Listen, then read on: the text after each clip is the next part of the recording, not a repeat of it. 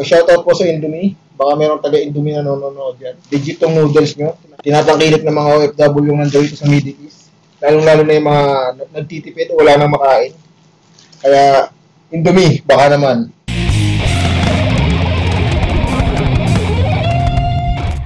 Magandang madaling araw sa inyo mga tol.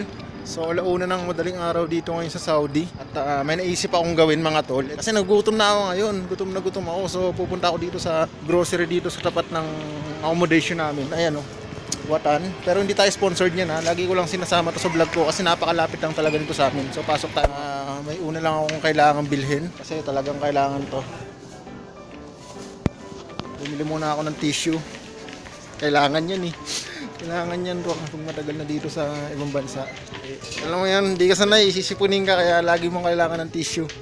Ito, kuha tayo nito. Favorite ko to eh. Yung talagang kinakain ko palagi, Indomie. Isa sa pinakasikat na pagkain dito sa Riyadh, sa Saudi, sa Middle East. Kasi yung kung may pansit canton sa Pinas, na Lucky Me, dito may Indomie kaya popular siya sa mga OFW, lalong-lalo na yung mga nagtitipid. Bibili ako ng soft drinks dito para mas masarap. See. Saka may binibili rin ako dito yung tinapay. Mura lang yun, 8, 1 real.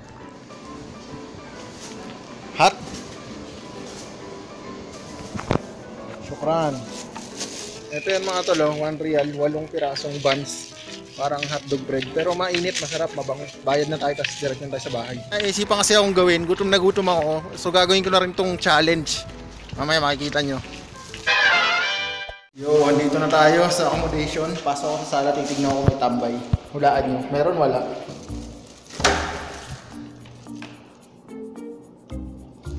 Walang tambay. Walang tambay. Oh. May nakasabit sa pintuan mo. Tingnan nga natin.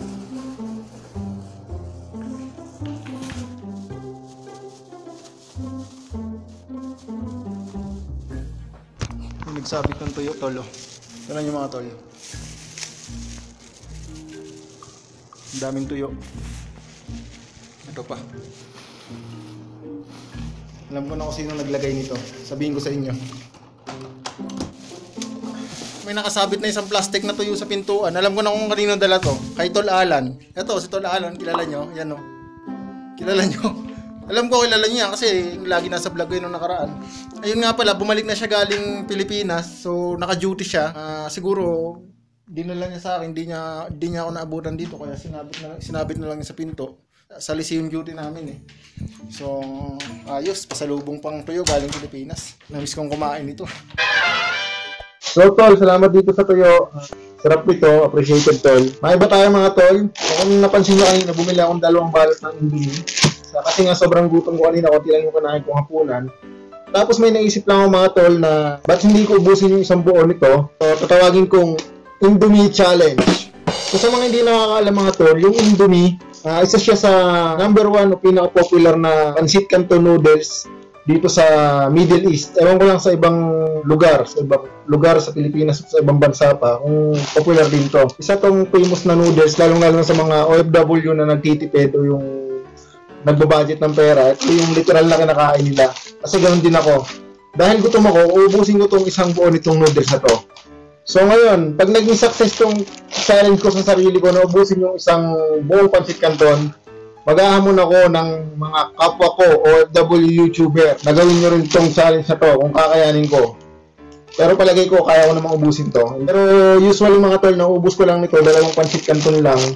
Busog na ako. Pero subukan natin yung 5. Tara mga tol, lutuin na natin to. Let's go! Teka lang pala, hindi tayo sponsored ng Indomie. Talaga lang, favorite ko lang tong Indomie at alam ko, paborito rin to ng mga OFW lang na nandito sa Middle East. Kaya, umpisa na natin to. Indomie Challenge, start now! Kasya ba 5 dito? Palagay ko, kasya 5. Kuha akong tubig sa CR. Siyempre mga tol, pag nagluto kayo ng noodles sa kettle, kasi nag-automatic tong mamatay, wag nyong sasarahan para hindi siya mamatay. Iwan lang natin nakabukas yan. Tapos pag kumulo, ihulog natin tong noodles na to para maluto.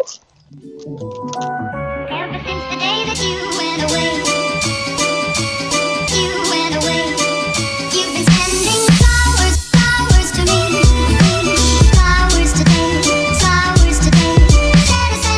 Tawa po Parang di yata kakayanin ng lutuan ko yung 5 noodles. Ito na yung 5 Indomie mga tol. So, try natin kung kasya siya dito sa lagayan kong Tupperware. Yan yung 5 Indomie mga tol. Tingnan nyo, sobrang dami niya.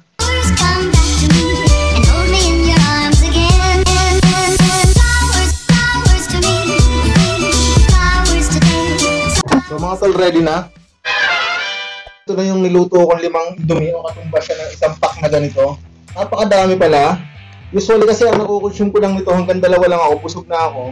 Pero ngayon, i-challenge ko yung sarili ko na ubusin yung 5. Hindi ko alam kung kaya ko, pero let's see mga tol. Pag naubos ko to, magiging challenge talaga to. At mag-ahamon ako ng mga kapwa ko YouTuber dyan kung kaya nyo itong gagawin ko. Palagay ko hindi ko kaya, pero palagay ko kaya ko. Hindi ko alam mga tol, kaya nga tinawag ni challenge para malaman natin kung kaya o hindi. So let's go! Let's start this. May tubig ako dito. At hindi ko alam kung ano mangyayari nito kung magtataiba ako o anong mangyayari sa mura ko. Pero let's try this. Gutom na gutom pa naman ako ngayon kasi konti lang yung nakain ko kanina hapunan. Let's go!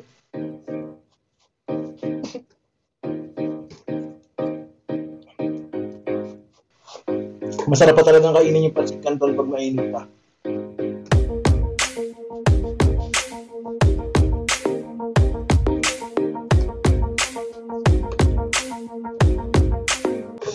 Hindi pa ako nakalahati mga tol, pinagpapawisan na ako.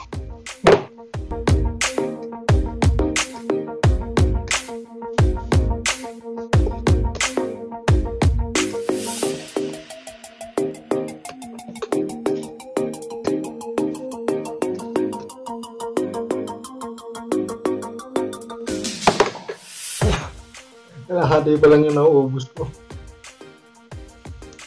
Busog na ako. Hindi ko alam kung tama ba itong ginagawa ko. Parang napasubo ko sarili kong katarantaduhan. Pero hindi tayo titigil kasi kaya nga tinawag na challenge. Para i-challenge mo yung sarili mo. Busin natin to. Namumula na ako. Kailangan ko yata ng aircon.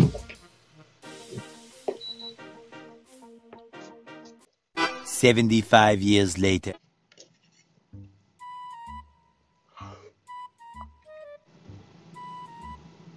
Malapit na po. Parang hindi ko na kaya. Kunti na lang. Naantok na ako sa sobrang busog.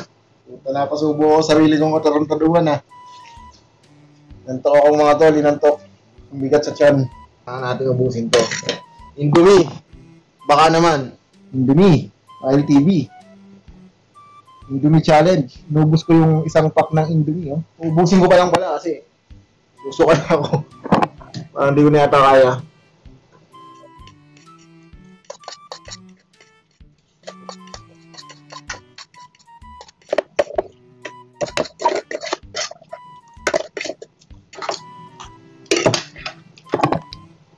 Ubus. Ito naubos na. Kaso lang parang gustong ibalik lahat ng sigura ako palabas yung kinain kong pancit canton. Naluluha ako. Susuka ako. So mga tol, ayan. Ayan, naubos ko yung 5 isang pack ng pancit canton o katumbas ng 5 Indomie pancit canton. Legit. Ganyan tayo katibay. Kaya nating tibagin ng isang pack ng pancit canton. Ngayon, mag-ahamo naman ako ng mga kapwa ko YouTuber. Subukan nyo rin itong challenge na ginawa ko. Kung kaya nyo umubos ng 5 pancit canton, Indomie pancit canton o masigit pa. Sino bang ahamunin natin? Parang yata yung kain ko.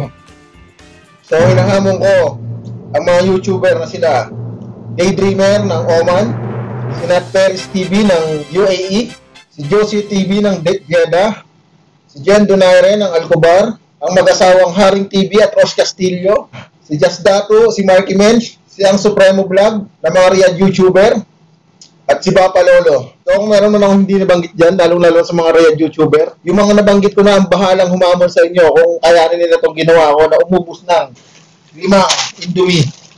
Masakit ka tiyan, parang gusto ko nang isuka. Parang mamamaya masusuka ako maya-maya konti.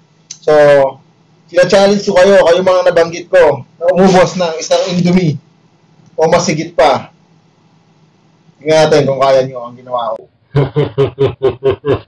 So mga tol, hanggang dito na lang to. Mabigat talaga sa sikmura. So shoutout po sa Indomie. Baka mayroong taga-Indomie na nanonood dyan. Legit tong noodles nyo. Tinatangkilik ng mga OFW yung nandito sa Middle East. Lalong-lalo na yung mga nagtitipid o wala nang makain. Kaya Indomie, baka naman. So hanggang dito lang itong challenge ko mga tol. Yung mga nabanggit ko at sinabong ko, pag nahigitan nyo yung inubos ko, legit kayo. So hanggang dito lang itong vlog na to. So wala lang akong magawa, kaya naisipan ko itong mga tol. Alam ko marami na sa inyo nakatikim itong Indomie. Pero ni minsan, alam ko hindi nyo pa nasusubukan na umubos ng 5. So challenge ko kayo na gawin nyo kung kaya nyo. Lalong-lalo na yung mga YouTuber na nandito sa Riyadh. Lalong-lalo na yung mga YouTuber na nabanggit ko. So hanggang dito lang mga tol. Kagaya lagi ko sinasabi, stay positive lang at saka go lang sa flow ng buhay. See you in my next challenge or see you in my next vlog. Paalam. Sakit ng tiyan ko. Kumukulo-kulo na. Parang gusto ng matae na masuka. Nandito na lang. Nakakahilo pala. Alam.